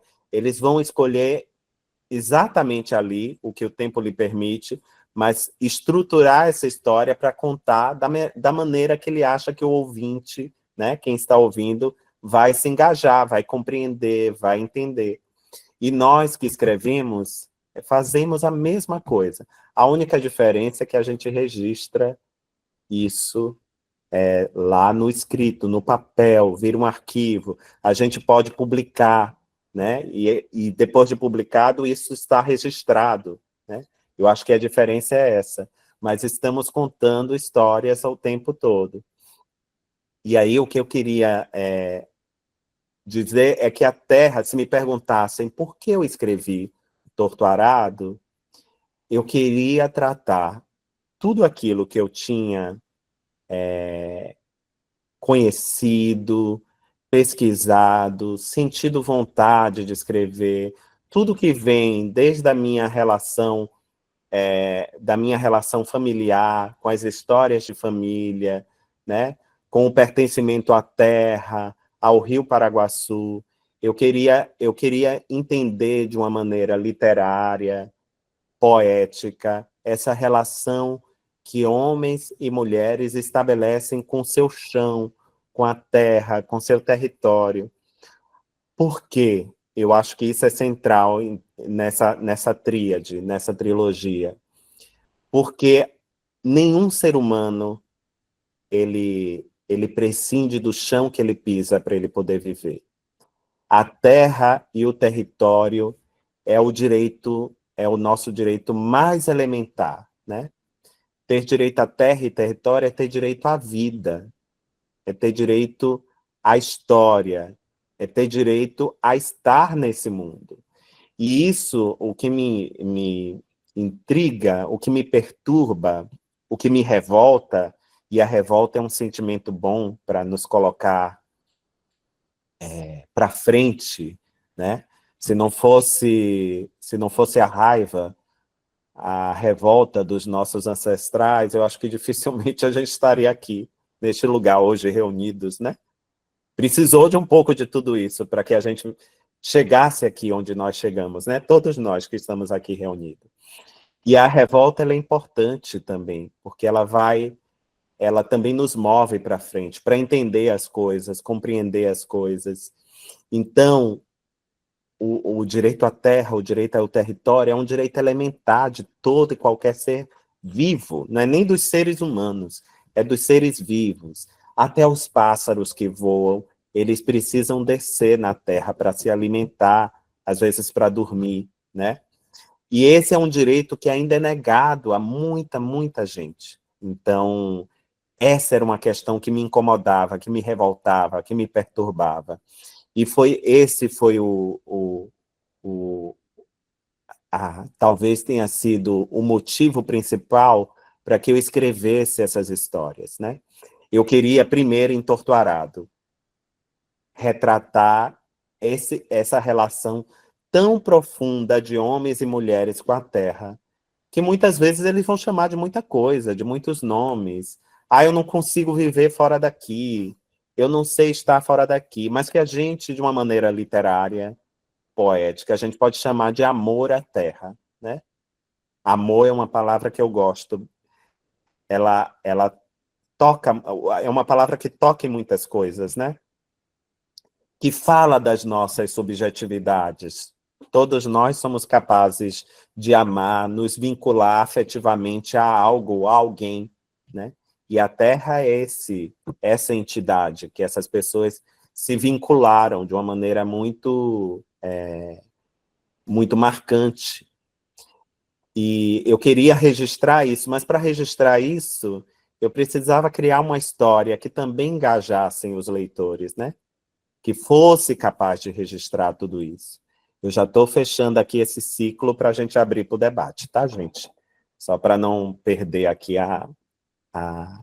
E aí enquanto eu escrevia Torturado, eu não tinha projetado uma trilogia, mas lá pelo meio da história, eu disse, nossa, tem tanta coisa aqui para ser narrada, para ser contada, eu não vou conseguir esgotar tudo aquilo que eu queria imaginar, tudo aquilo que eu queria escrever sobre essa relação de homens e mulheres com a terra.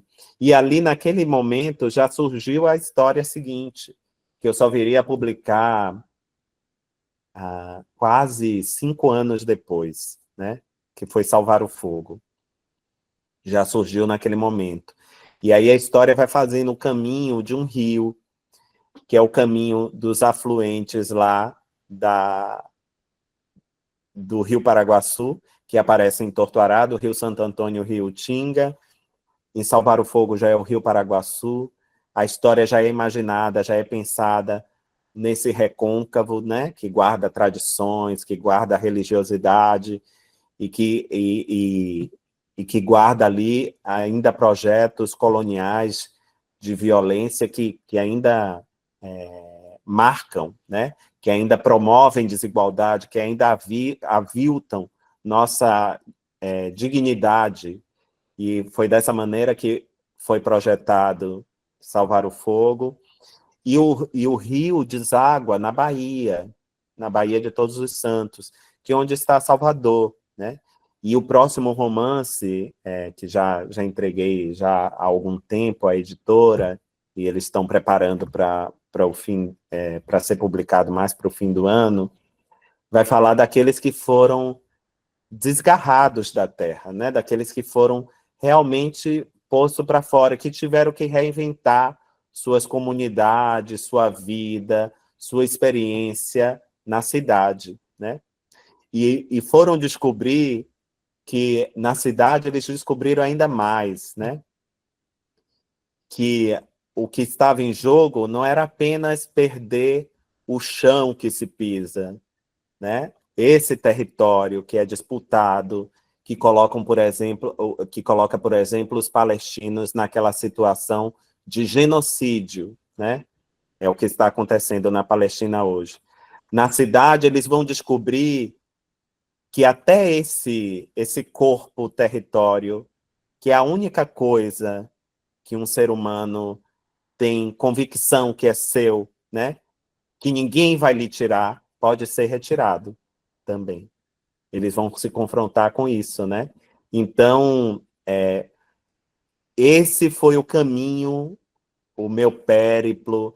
Eu gosto da palavra peregrinação. Foi a minha peregrinação para entender, elaborar, pensar histórias, pensar a literatura, mas a literatura como não apenas como um instrumento, mas como uma expressão artística que dá voz à nossa revolta, ao nosso incômodo, né, que é capaz de comunicar algo que eu considero poderoso para mim e que pode ou não tocar os leitores, né? Foi isso que me fez ter interesse, paixão pela literatura, e isso também que me move para escrever, né? Agora eu queria devolver para vocês a, a, o nó dessa roda, né?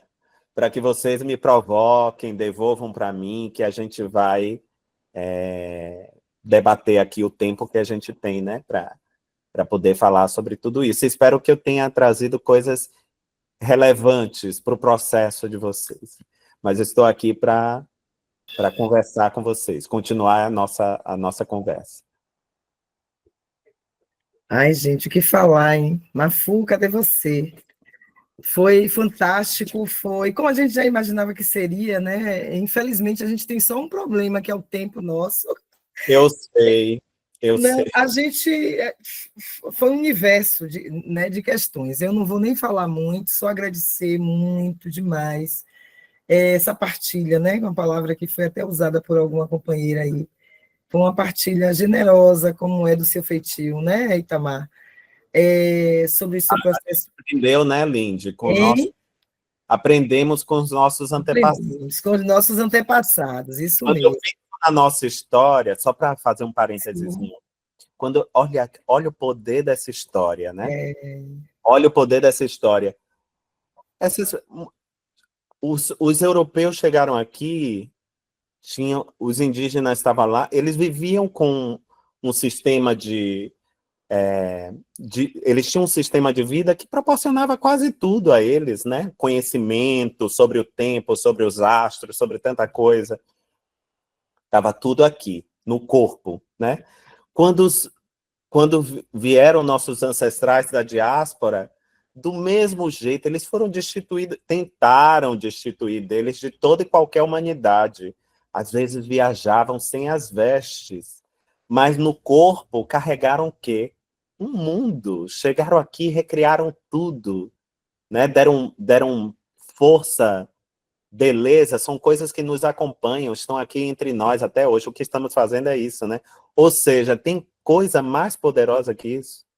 Não tem, né? Aí tudo que a gente faz é pequeno perto disso, né?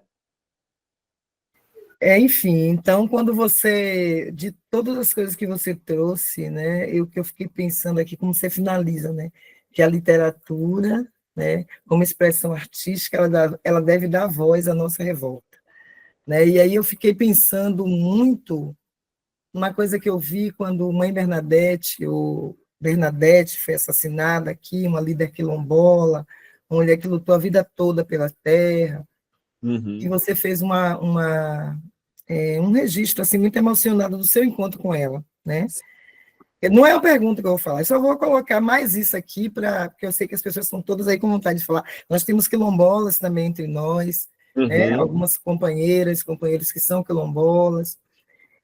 A gente tem pouquíssimo tempo, infelizmente, mas a gente vai usar esse tempo. Mas, assim, que você falou uma coisa, né? Que ela tinha pedido para você escrever a história dela. Verdade. E você compartilhou isso, e eu fiquei na cabeça, eu digo, meu Deus, que coisa, né? Como se a sua literatura tivesse antecipado, né, visionariamente, né, aquela tragédia, que é uma tragédia que ocorre, porque, né, a história de Mãe Bernadette é a história de, né, muitos, né, e que você registrou no doutorado, né?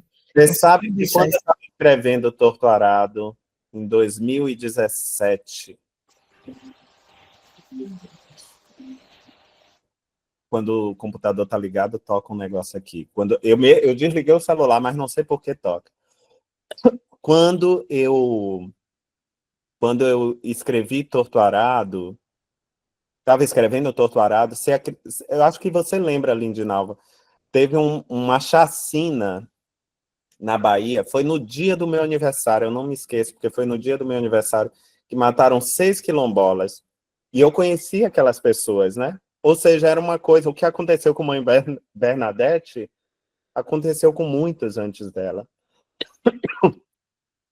E antes, inclusive, dela, não no mesmo tipo de morte, né? Que ela foi uma assassina também, ela foi executada, né?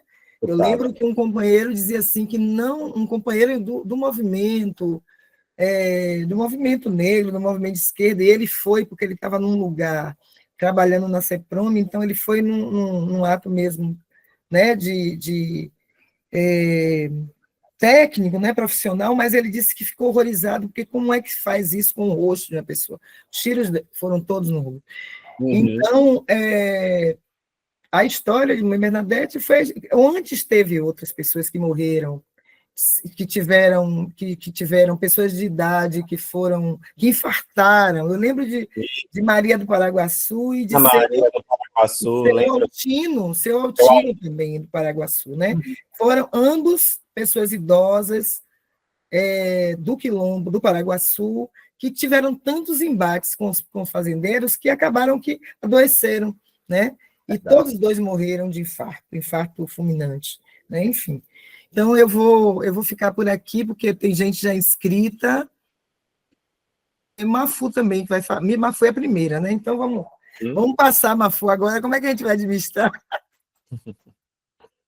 Não, tentar ser objetiva dentro dessa subjetividade, né? Enfim, começar agradecendo, né, por essa riqueza. Enfim, é uma aula, mas é uma poesia, né? Lindo tudo que é a forma que você organiza. E aí, a minha primeira provocação, acho que vai em relação a algo que me tocou bastante, que era a delimitação do território pelas palavras, né? Que você trouxe sofrimento, trouxe luta.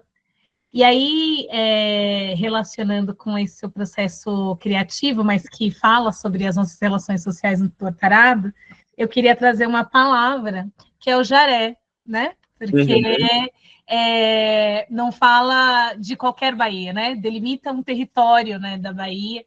E, enfim, acredito que você saiba disso. Acho que muitas pessoas descobriram o tambor de Mina no romance da Ana Maria, né, no Defeito de Cor. E as pessoas descobriram Jaré no seu romance também, né? Então, você falou que a parte, né, da entidade, né, da pescadeira, ela é subjetiva, mas você traz um elemento, né, social que é importante. E no começo da nossa aula, a gente estava justamente dialogando sobre isso, né? A gente recebeu o Sérgio Pererê para pensar um pouquinho sobre reinado, então a gente está tentando desmistificar que a África não é um país, mas nós temos muitas culturas afro-brasileiras, né? E você amplia, né, esse nosso olhar, e eu acho que eu vou parar por aqui para dar oportunidade para as meninas também. Então, se você quiser fazer um bloco de 3, faz do jeito que você acha melhor. Mas trazer esse elemento social aqui do Jaré também. Vocês que dizem, se prefere uma sobre o Jaré, a próxima quer falar? E aí eu faço Vamos deixar lá ela falar, aí a Natália, e aí você fala e a gente vê o que sobra de tempo.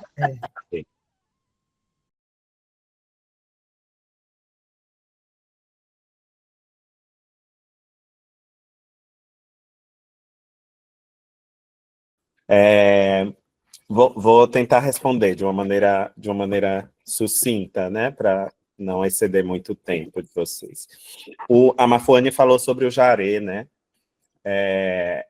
Eu acho que o Jaré fala um pouco da nossa riqueza espiritual, cultural, né, Mafuane? Dessa ressignificação das nossas subjetividades no território brasileiro, né?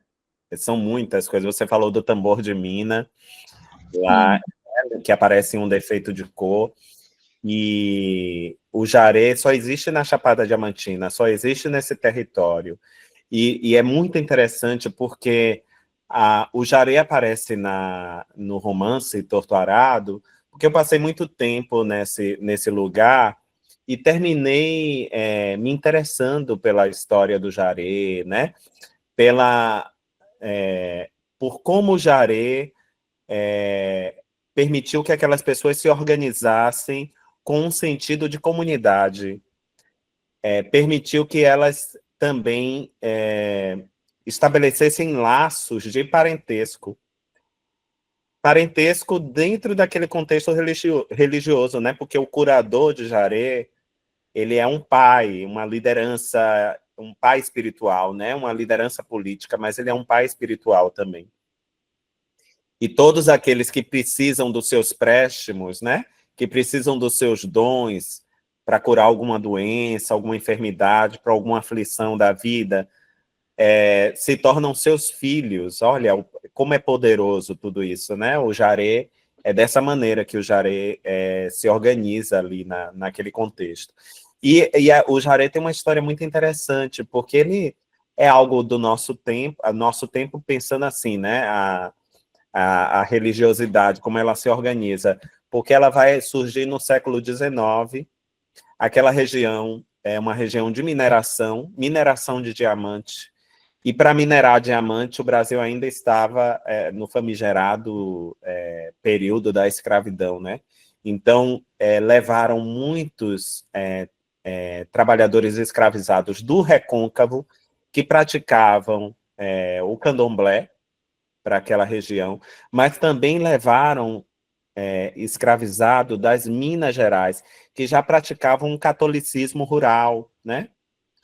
E lá, chegando na Chapada, também tinham as comunidades indígenas, ou seja, teve aí uma interseção entre as expressões religiosas que deram origem ao Jaré.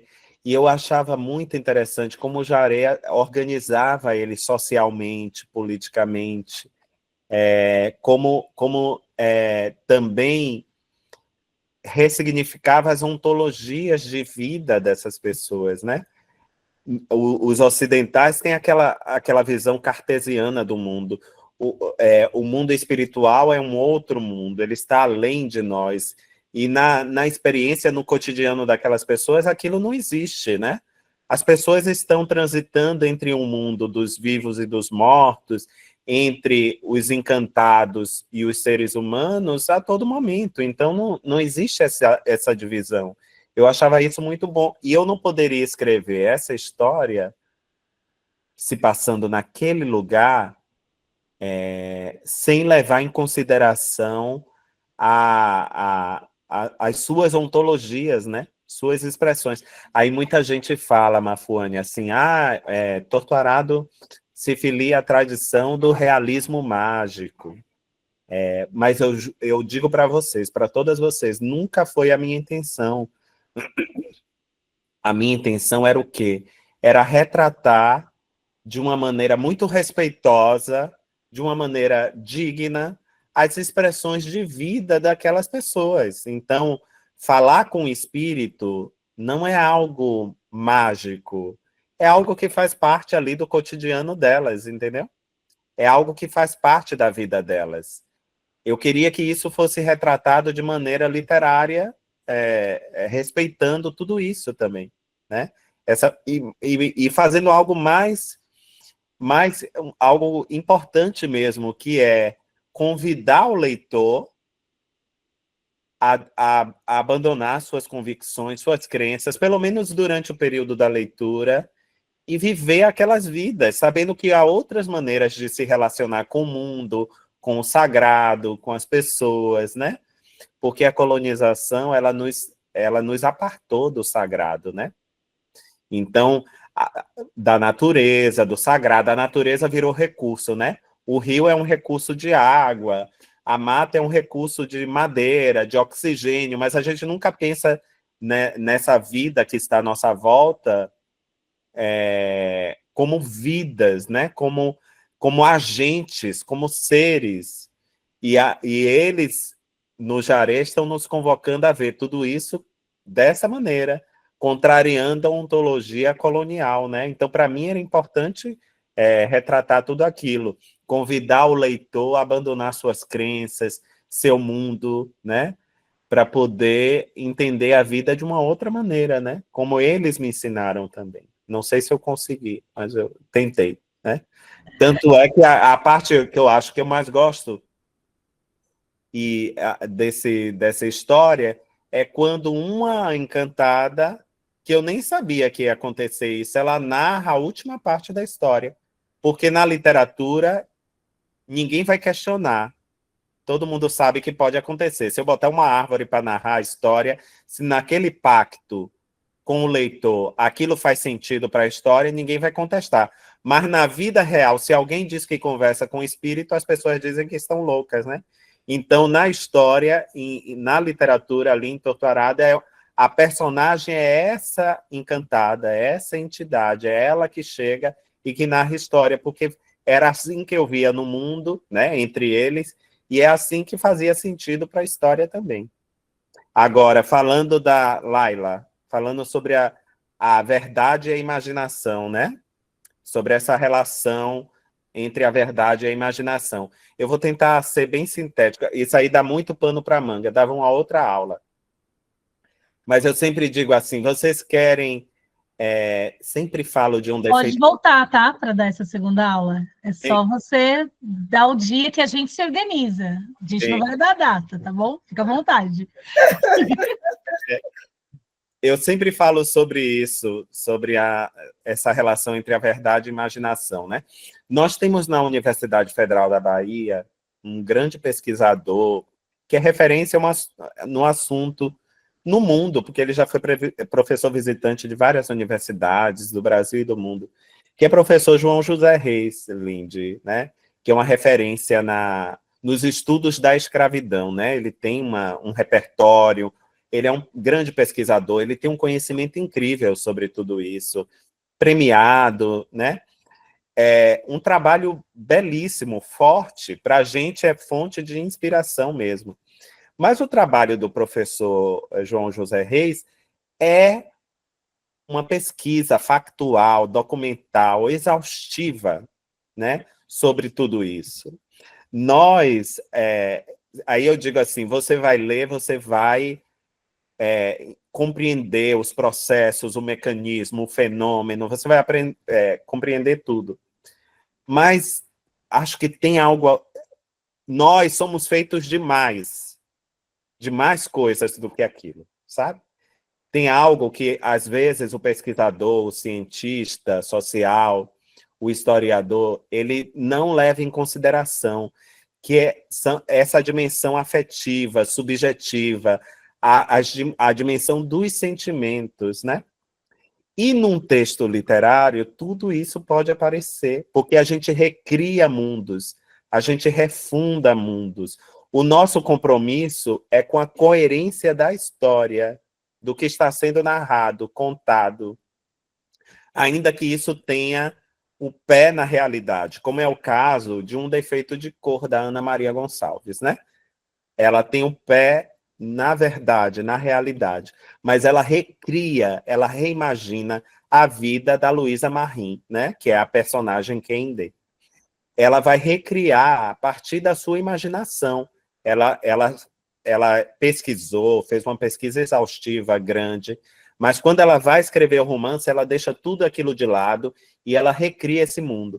E ela nos conta, ela nos lembra para as pessoas negras, ela vai lembrar para as pessoas mestiças, ela vai lembrar para as pessoas brancas, no fim de tudo isso, que todos são seres humanos, porque ela vai apresentar as subjetividades dessa personagem, dessa mulher, a partir das suas diferenças, para nos dizer que somos todos seres humanos. Ou seja, olha que poder, né? E aí, se você quer entender a dor de tudo aquilo, né? Além dos livros do João José Reis, você pode também ler esse maravilhoso romance da Ana Maria Gonçalves, Um Defeito de Cor, que nos conta, vai nos falar dessa dimensão subjetiva. Não poderíamos falar de outra maneira se fomos violentados, arrancaram nossa história de muitas maneiras. Até os arquivos foram queimados, né?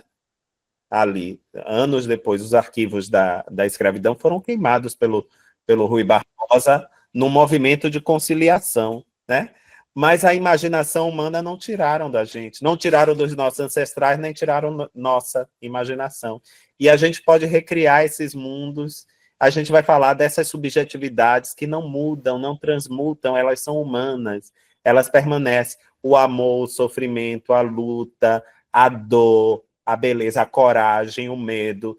É ainda o mesmo. A gente vai recriar essas subjetividades e vai ensinar muita coisa para todos, né? Ou seja, eu acho que não deve ter essa dicotomia entre verdade e imaginação. A verdade e a imaginação são as duas faces de algo que é a experiência humana, né? A imaginação também é capaz de comunicar muita coisa, também é capaz de restituir a nossa humanidade e de restituir as nossas, de apresentar as nossas subjetividades também.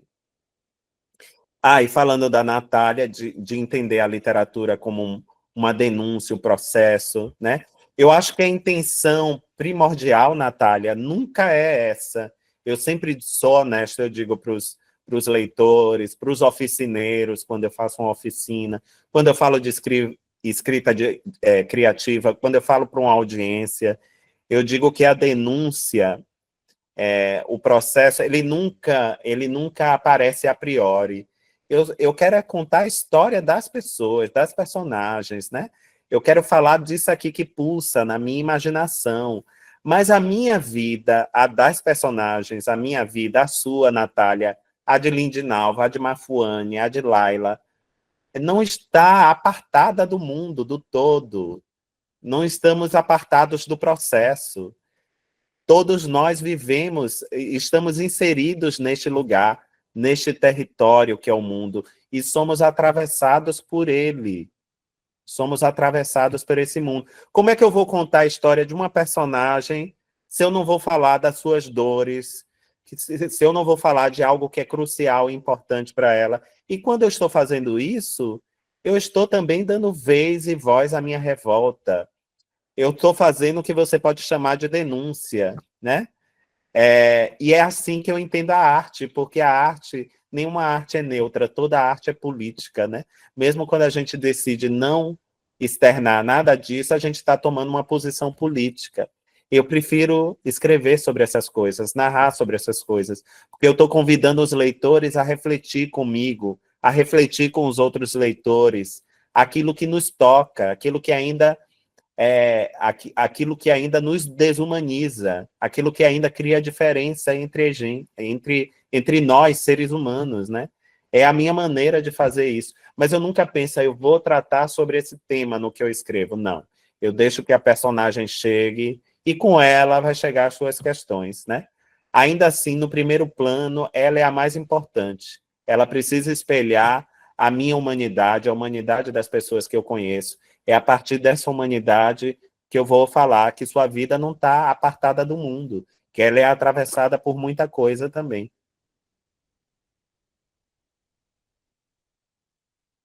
Líndia levantou a mão.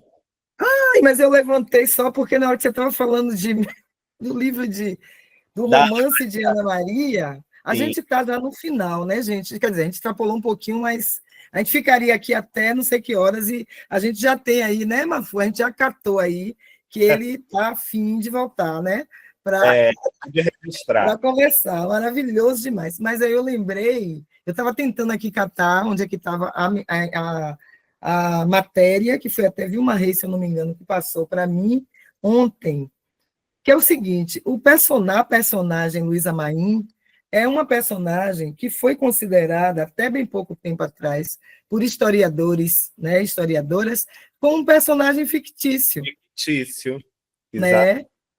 E agora, historiadoras, mulheres, né, confirmam sua existência. Confirmam, uma é a Vlamira Albuquerque, uma grande historiadora baiana, e a outra é Lisa Castillo, que é estadunidense, mas já reside, já é naturalizada baiana, brasileira. Elas descobriram, e eu não tenho dúvida que o romance de Ana Maria fustigou, né, de alguma forma, porque é tão possível de ser, né, verdade, da existência daquela mulher, que isso, de certa forma, elas como mulheres, isso aí eu estou viajando, viu? Mas é a viagem da fabulação. É importante. Né? É importante, mas eu acho, sim, conhecendo essas mulheres, essas historiadoras, que são extremamente rigorosas, né? Com essa coisa da verdade documental, que é algo que também a própria história hoje já está como é que eu diria? Já desconcertou essa coisa de uma verdade documental, porque a gente sabe que os documentos eles são forjados, eles são imaginados, eles são plantados, não é? Uhum. Então, eu acho que é bom a gente buscar, e vou colocar no grupo essa informação, eu não li ainda direito, eu recebi ontem de noite, e aí agora, quando você falou, Foi, eu vi. Saiu uma matéria grande na Folha de São grande, na Paulo, Folha de São Paulo, exatamente. a Quando Vlamir, você falou, eu conectei imediatamente a essa história, sim, porque até bem pouco tempo atrás, essas historiadoras, inclusive, eu posso falar isso numa boa, também colocavam isso. sem Será que dúvida, foi? Né? sim.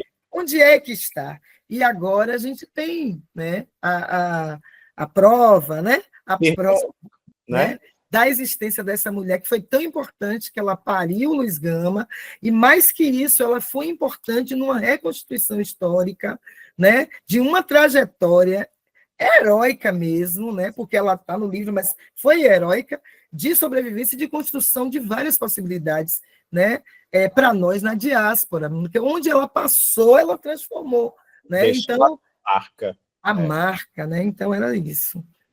é verdade, Lindy. Vá, porque senão a gente vai ficar aqui, e todo mundo aqui também, viu? Tá todo mundo aqui. Gente, alguém mais queria? A gente, só para explorar um pouquinho mais.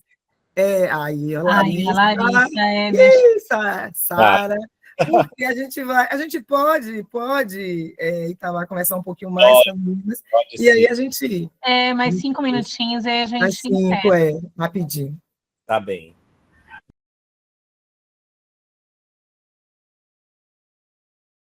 Também adorei o que você falou agora. Acho que você organizou tudo de uma maneira bem, trazendo os conceitos, né? Acho que deu uma estrutura melhor ainda ao que eu estava tentando dizer. Obrigado. Sara que pediu.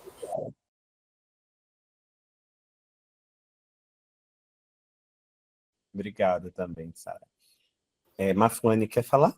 A Mafu também, a Mafu se Não, despediu. não, pode comentar o das meninas, e aí eu já Tá. faço o final. A Larissa eu comentei, eu acho que a Larissa organizou de uma maneira teórica, consistente, tudo aquilo que a gente estava falando aqui, né? Eu achei poderoso. Acho que está registrado, né, Lindy? Pois é, Larissa. Depois você aproveita. Quem sabe até ela não escreve alguma coisa sobre isso, né? Uma coisa assim mais, né? Siga aí aceite, acolha essa ideia, né, de organizar tudo isso e escrever aí de uma maneira mais interessante. A Sara, é bem interessante essa coisa né, tem muitos caminhos para a gente escrever. E o que eu posso dizer para você é que eu acho que se a gente não nasceu, né, nos grandes centros, se nossas famílias não são amigas de editores, as portas nunca estiveram abertas para mim, né? Assim como para você, assim como para a maioria das pessoas. Então, eu tinha consciência disso, e foi difícil, o começo foi bem difícil. Primeiro que eu achava que aquilo não era nem para mim, eu não tinha nem coragem de tirar as coisas da gaveta para apresentar.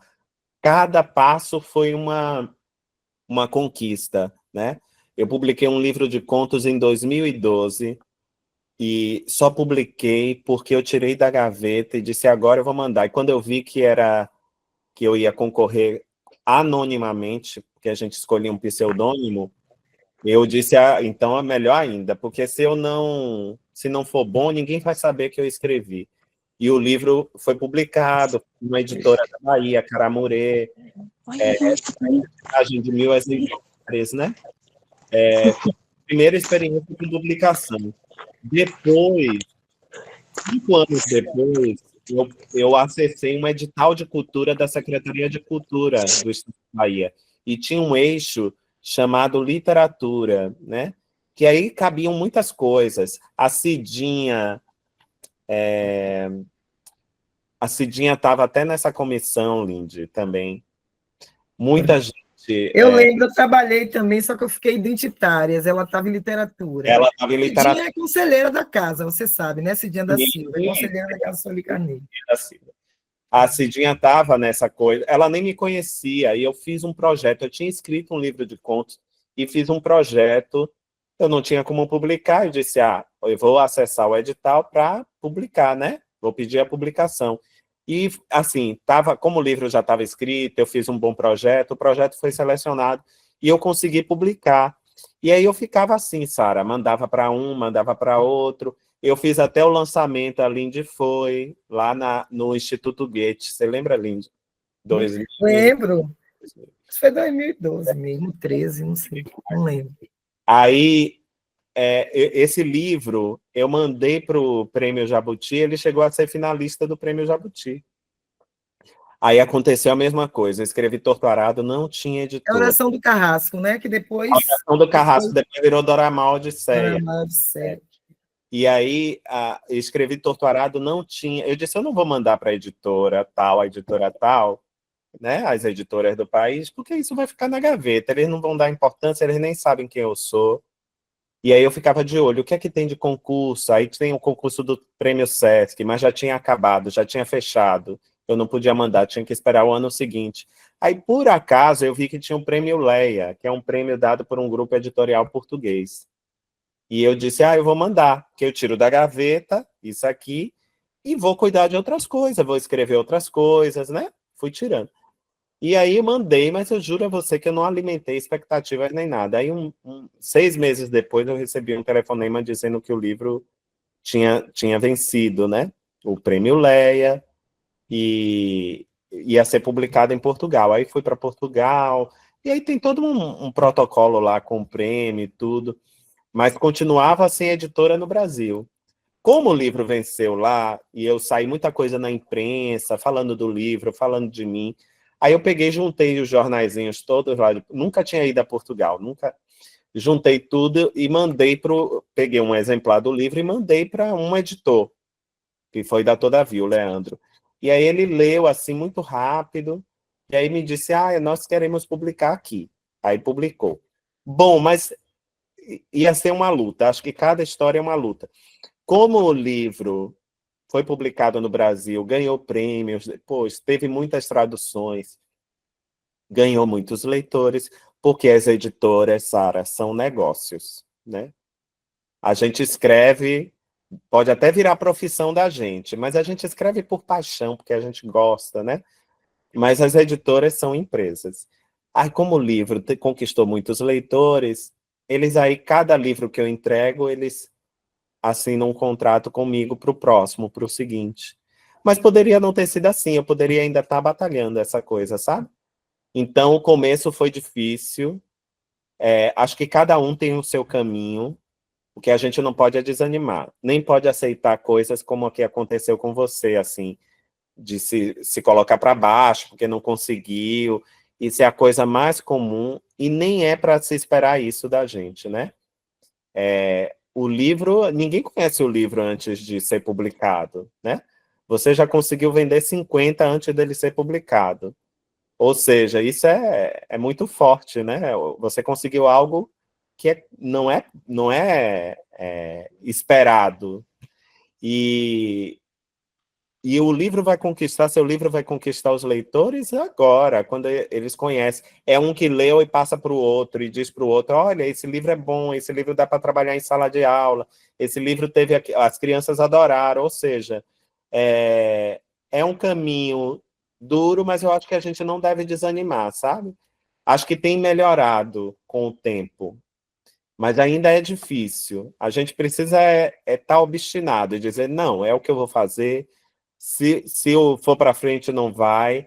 Se não for, eu deixo esse livro não vendeu, eu vou escrever o próximo. Não encontrou os leitores ainda, né? Nem vendeu. Não encontrou os leitores ainda, vou escrever o próximo, porque o próximo, né? Vou colocar meu projeto literário para frente. Eu acho que é isso que deve nortear seu caminho aí.